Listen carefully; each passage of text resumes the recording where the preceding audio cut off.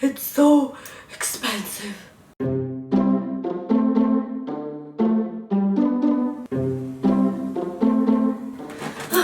Hello.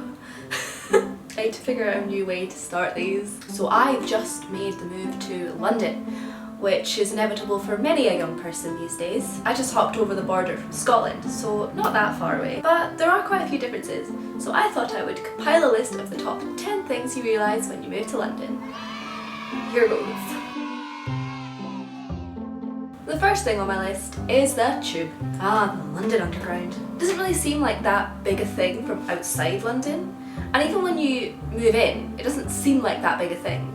And then it breaks down and you cannot live your life anymore. You do begin to realise that there's a certain way you have to behave while on the Underground. Tube etiquette, if you will. And you soon begin to realise that heathens stand on the left. You do become weirdly reliant on it. What do you mean the tube's closed? What do you mean Hammersmith City Line isn't working? The bus? I don't know how to work the buses. You will become a version of yourself that you hate. Why do you not have your Oyster card out? Why are you walking so slowly? Why are you looking at that map? Why are you speaking to me? You think I have 3 minutes spare to wait on this train? Then inevitably you learn that that 7-minute tube journey you've been taking is actually a 4.5-minute walk. One of the great things about living in London is you can walk anywhere. I live in East London, which means it's really easy to walk to like Brick Lane, Shoreditch, Tower Bridge. And then when you get to like another part of London, you're not afraid to walk. This means you gain an ability to walk and do anything. Emailing, eating, phoning, reading, second nature. But then when you are walking and doing all these numerous activities, you encounter the slow people. This is kind of similar to the aforementioned tube etiquette. You do kind of become someone that you hate, but it doesn't matter because you hate the people in front of you more. These people are usually large flocks of tourists, and while you are grateful for their financial benefit, move! They seem to think that you know every route to their destination. I don't know my own destination, I city map my way through life. And after all, London is a pretty big place. The population of London is more than the population of Scotland. That's my country. I feel so small. And you forget that to get from one side of London to the other side can take like an hour. Despite the millions of people living here, it's so expensive. Of course you can come stay at my cupboard.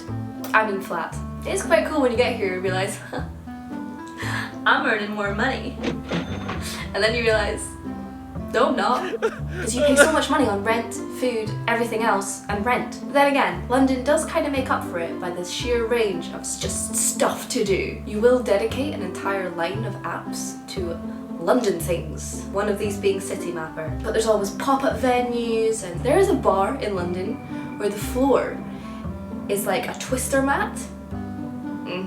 Huge markets full of stuff you don't need, but you will buy.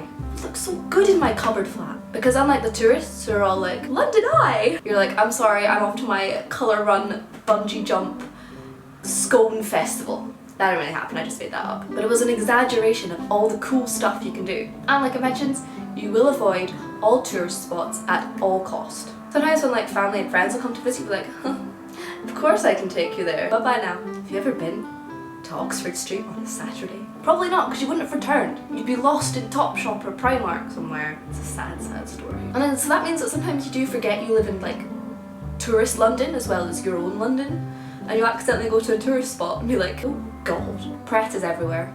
That totally does not relate to any other points that I had, but you know what has to be said. Also, on one of your many visits to Pret, this is me trying to link the points together. I find that you can literally wear anything. I don't know if this is like just an East London thing, but there's many a vintage shop selling your grandmother's cardigan. Which, hey, pretty cool, right? And to finish off my list, the Instas. Follow me, Alice Boo. What?